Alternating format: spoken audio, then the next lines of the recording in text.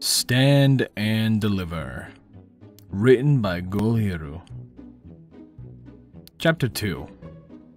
And Bureaucrats. A century went by, or something that certainly felt like it, but the mahogany court in the ivory tower stood tall still, stoic and unwavering.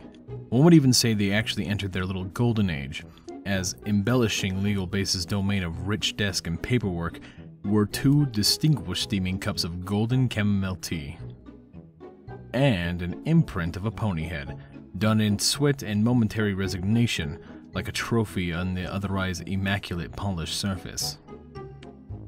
Chrysalis watched her own distinctive fake reflection with some measure of sick interest. She couldn't remember the last time she felt so depleted during a hunt, so drained, so lacking the basic and primal will to live, let alone to plot and scheme and exact revenge. Unbelievable. Her, being too tired to seek vengeance. Oh, but she knew exactly what had caused that. She realized who was attempting to plague and corrupt her determination. There was one, accursed and terrible power, one calamitous in its orderly fashioned force that could bend all to its immovable will. Bureaucracy.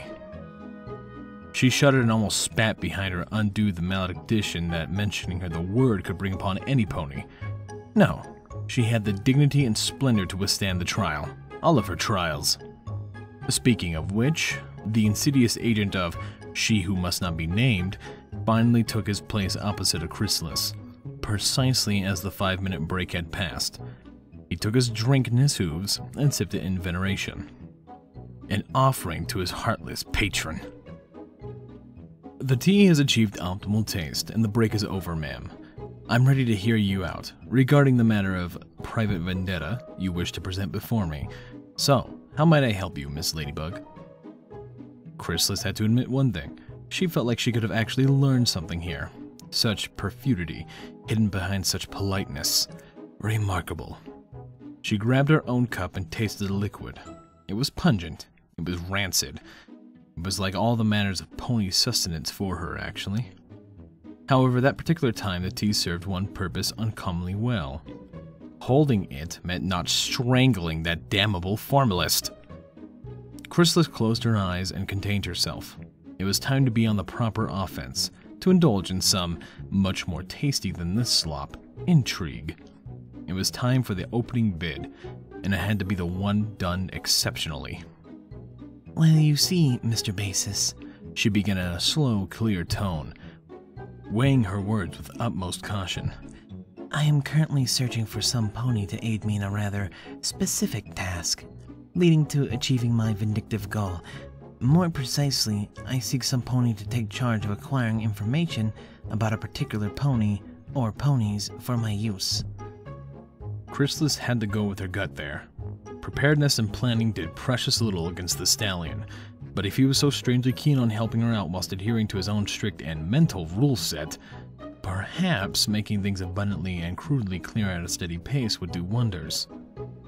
Her instinct was proving successful at the moment. Of course, that seems to be a rather transparent agenda. Any particular information that would interest you, ma'am? Public knowledge, personal secrets, classified facts, sensitive data?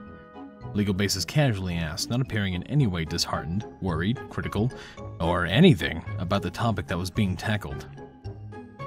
It was creepy, and Chrysalis knew creepy like the back of her carapace.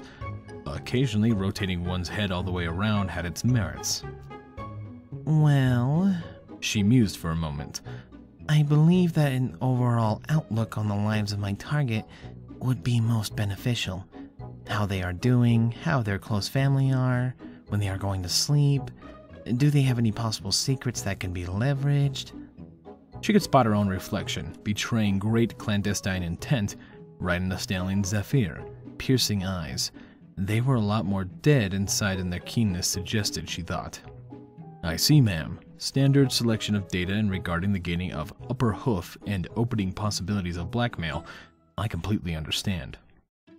Chrysalis was angered before. She was still irritated, yes, but this Legal Basis was proving an interestingly vile and twisted individual. In his own pristine and straightforward way. He took up a dignified sip, pondering on the case for a moment. Well, ma'am, the possible aid in acquiring such information depends largely on the nature of the observed party. Private vendettas tend to focus on key individuals, even when they're targeting whole racial or societal groups. Are there any specific ponies you would have in mind first, ma'am? Well, the list was long, very long, too long, very detailed too, containing a selection of rather macabre fates that were destined to befall any of those who had crossed Queen of the Changelings. However, going through the entire registry seemed, indeed, excessive. Small steps. Funny, this did not feel like a small step, but was more of a gambit actually. A key point to a why would I even be in this situation to openly discuss anything like this to a pony moment. Chrysalis grasped the cup a little more firmly. I have in mind, for example, Princess Miyamori Cadenza. The stallion actually tilted his head and blinked. And Chrysalis' spine tingled with worry. What did that mean? Had she miscalculated? Would she have to? Oh no. For the first time she had sat down, this friendly facade, his exemplary example, his mint model and matchless mask of a manly official, twisted and morphed into something else. An abhorrent, atrocious, and appalling appearance of an amused official. Ma'am, whatever caused you to hesitate, you should have openly mentioned that you need an inside pony and an accomplice ready and willing to commit high treason and spy on his liege. Chrysalis put down the tea. The following silence became terrifying. Not due to the situation's gravity or uniqueness, or anything else, no, simply in the comparison to the... What? Yes, the ridiculous shout that caused every bird in the Crystal Empire to take flight at once. Legal Basis, unlike the cowardly creatures, remained seated, continuing to drink his own brew. Indeed, ma'am, you gave the impression of dancing around a particular subject, sacrificing the transparency of your case, and transparency is the bedrock of not only proper legal system, but everyday relations between ponies. Chrysalis' left eye developed a tic. The tone and quality of her speech further suggested that her brain must have suffered a tender meltdown. You say I should have... Quite right, ma'am. Had I known that it was the exact basis of your petition, we could have discussed it during regular working hours as well. Chrysalis gave venture to the oaken club, still vigilantly present on the mahogany desk. Would taking it and socking herself on the own head be an actual breach of regulations? She felt in need of such an invasive therapy. She must have been going insane at this point. The extreme measures were warranted. Regardless of her temporary mental crack-up, Legal Basis carefully searching through the contents of a desk. Fortunately, ma'am, we can still regain some time already sacrificed for this case. I happen to have in my possession the correct documentation to strike a deal of such a particular nature. Huh? Chrysalis' eloquent answer was. The stallion, notwithstanding her articulate opinion, continued unabated and finally produced a jet-black binder from one of the drawers. He opened it, flicking through the contents and mumbling to himself. Battery, no. Forgery, no. Homicide, no, not until next week. Somewhere before... Yes, there we have it, ma'am. High treason. A pretty white sheet of paper was put before Chrysalis. It was pretty, and white, and sheety, and papery. Snap out of it. The drooling mess, no. The Queen of the Changelings, yes, the Queen of the Changelings shook her head rather violently, even giving herself a few slaps on the fake mantis green muzzle. Her disguise thankfully had through everything that was transpiring, but only due to her extensive training and years of field practice. The talk about being put on the test, forget a shockwave of concentrated love energy, forget betrayals and meddling mares, it was the red tape that was attempting to best her. But no, never. She was going to prevail, no matter what. It thought it won, that the battle was over, but she was just getting stronger. With a quick exhale and self-assuring nod, Chrysalis was back, diving right into the contents of whatever the paper before her contained. High treason indenture, She read the title out loud, then immediately lowered her tone, hearing her own words.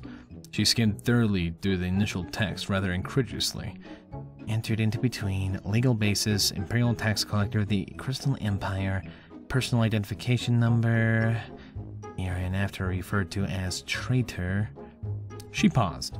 She stared up, having witnessed the impossible, or at least the unlikely, since the draft before her clearly had the stallion's name and personal information already provided, and seemed to have miraculously treating with tact about treachery. Is this what I think it is? Legal basis nodded. Indeed, ma'am.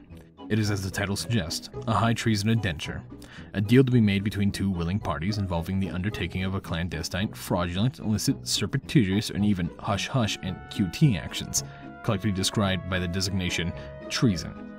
Legal basis explained, back to his most kind expression that Chrysalis had begun to strangely respect. There was a lot of wonderful, perverse thoughts behind that calm demeanor.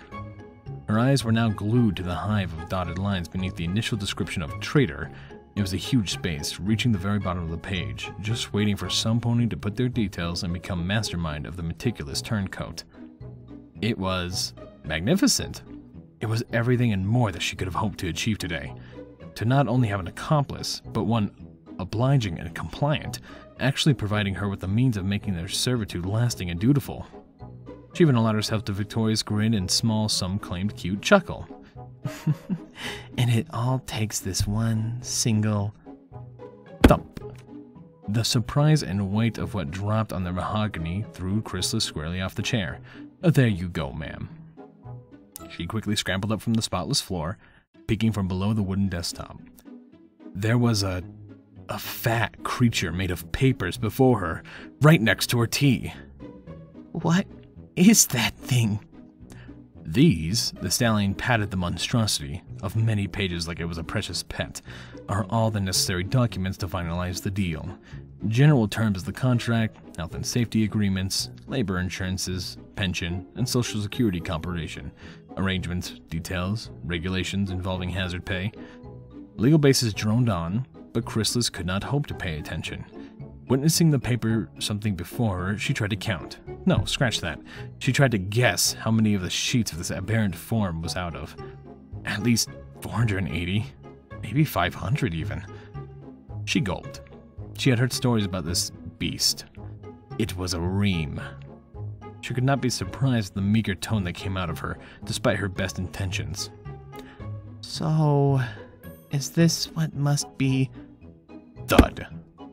A twin heap landed right next to his sibling, sending Chrysalis into a panicked hiding. She was not going to wait until the two stacks would start asking her to come play with them. Forever and ever and ever.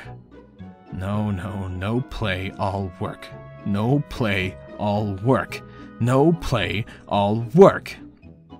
She assumed the cocoon position, trying to gather enough courage to continue dealing with the mounting madness. Here's... She shrieked her lungs out.